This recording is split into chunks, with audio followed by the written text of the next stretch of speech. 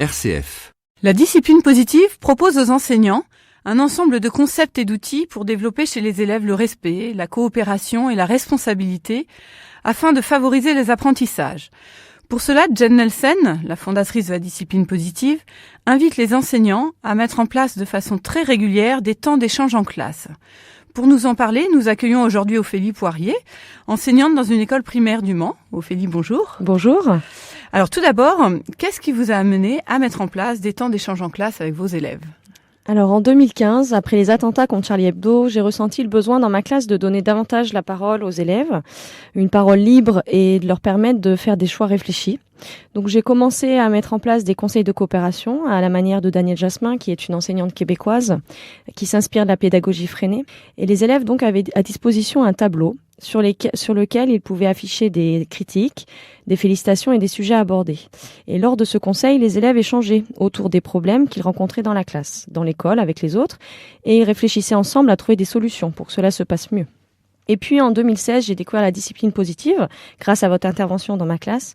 Et ces temps d'échange ont pris davantage sens pour moi, car au-delà de la seule fonction de mettre en évidence les conflits entre élèves, ce conseil est devenu un temps nécessaire et indispensable à un climat de classe serein et dynamique. Alors quel est maintenant ce contenu des temps d'échange en classe à la façon de discipline positive ? Maintenant, l'ordre du jour, il est composé de 4 temps et les rôles de président, distributeur de parole et gardien du temps sont confiés à des élèves. Alors pour commencer, il y a le tour des appréciations positives, pendant lequel les élèves se remercient et se félicitent pour ce qu'ils ont fait de bien dans la semaine. Puis nous revenons sur le conseil précédent pour constater si les solutions qui ont été proposées et choisies ont permis de résoudre le problème abordé. En troisième partie, nous entamons un temps de recherche de solutions pour résoudre des problèmes entre élèves qui permet d'impliquer tous les élèves car chacun a la possibilité de prendre la parole.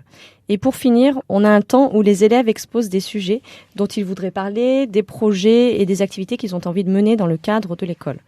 Donc c'est l'occasion de faire des votes, de dire ce que chacun ressent. Et ces moments sont riches en émotions, mais aussi et surtout sur le plan langagier, car ils développent par ce biais des compétences de communication importantes, comme communiquer pour se faire comprendre, argumenter.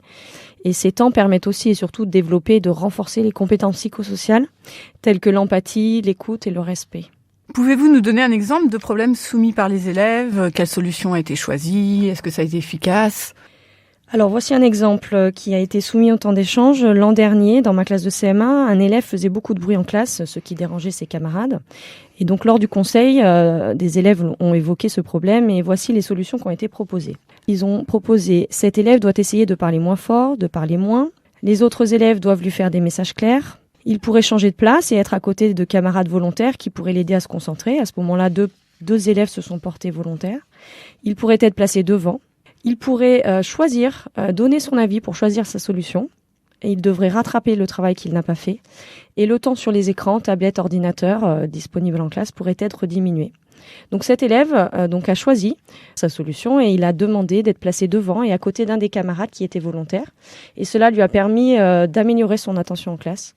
Alors même si ce n'est pas miraculeux, ces conseils donnent la parole aux élèves et leur permettent de vivre l'expérience d'une citoyenneté. Ils peuvent prendre des décisions, faire des choix et vérifier si cela fonctionne ou non, réajuster si besoin.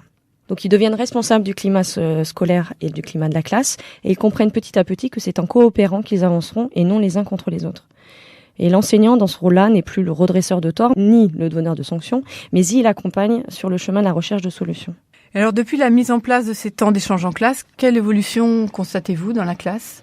Je vois un réel bénéfice dans la classe car je n'ai plus la sensation de passer énormément de temps à évoquer les conflits dans l'école et à essayer de trouver des solutions afin que les enfants soient dans leur rôle d'élève directement en classe, notamment après la récréation. Ils savent désormais que nous allons aborder leurs problèmes en conseil de coopération, donc ils peuvent plus facilement différer ce temps de parole et se mettre plus rapidement au travail, notamment donc au retour de la récréation, un moment qui génère de nombreux conflits, car ils vivent davantage l'expérience du vivre ensemble de manière autonome.